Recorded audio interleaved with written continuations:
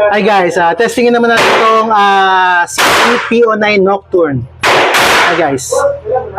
With optic shot and of course threaded barrel. Maganda for concealed carry. So test natin kung anong performance niya. Yun guys, test na natin itong CCPO9 Nocturne.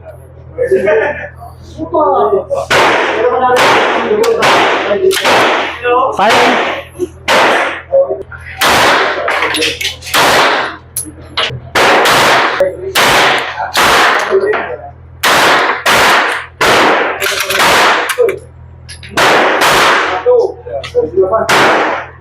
Yun guys, ang ganda naman ng speed natin isa sa PO9, CCPO9 Nocturne. Ano nyo lang, i-break nyo lang siya ng full metal mga 200 kasi medyo selan. So, this is first checking CCPO9 Nocturne.